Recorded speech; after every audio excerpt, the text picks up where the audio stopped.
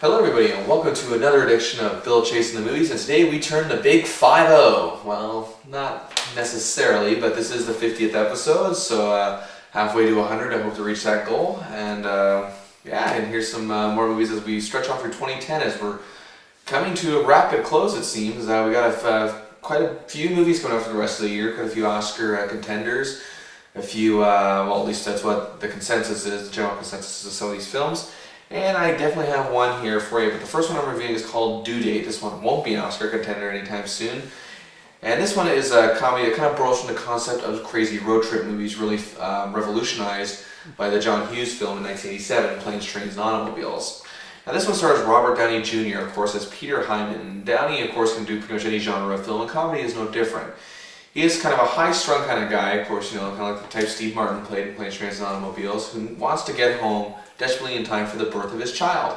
Then, of course, who doesn't want to get home in time? But, of course, he runs into a few snafus. So he comes across Ethan Tremblay, a so-called out-of-work actor played by the Hangover Zach Galifinakis, who has been really on a roll lately with some of the roles he's picked, including Youth in Revolt and It's Kind of a Funny Story. Now, the thing about this movie is that, it's important to have chemistry among its leads, and this movie does just that. The chemistry is there. These two seem to play very well off each other. There's a few big laugh-out-loud moments. Now, Robert Downey Jr., as I said, can do just about any genre of movie. He's proven that time and time again. As a matter of fact, I was watching a movie with him recently called In Dreams, which was somewhat of a horror suspense film he did with Annette Bening about 10, 11 years ago.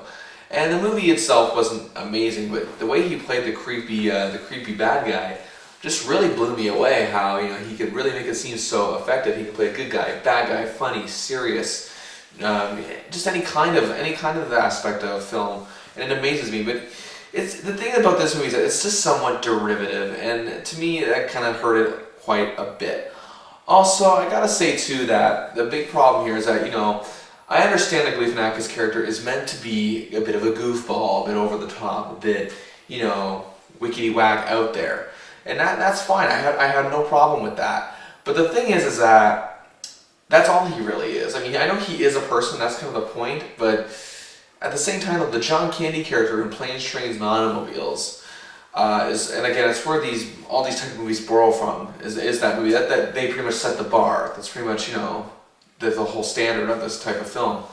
The John Candy character, he was a bit of a slob, a loudmouth, and a bit obnoxious at times, but yet he had heart. He had, he was a real person. You could tell that he was really, genuine in what he was saying, and that, he didn't want to just put up with, a lot of the crap that he was going through with Steve Martin's character, and he wasn't afraid to say so. And there are times here where Galifinakis' character does, have those moments, but not in a genuine, emotional way that would have been necessary to make this film roll along a lot more. And to me, it just makes the laughs more effective. Those serious scenes actually pave the way for the laughs, and sadly, this is what this movie is lacking. Also, what this movie is lacking is the supporting crew lends nothing here. Jamie Foxx's character was written for the mere fact that, hey, let's put Jamie Foxx in this movie. Nothing. He lends nothing to this picture. In my opinion, Galifinakis and Downey are capable of carrying this by themselves, with maybe a couple little sporadic cameos here. And there are also Juliette Lewis and Michelle Monaghan are wasted here as well. Despite this, it did have a lot of laugh-out-loud moments. I did laugh enough for me to recommend it, so I give Due Date 3 stars out of 5.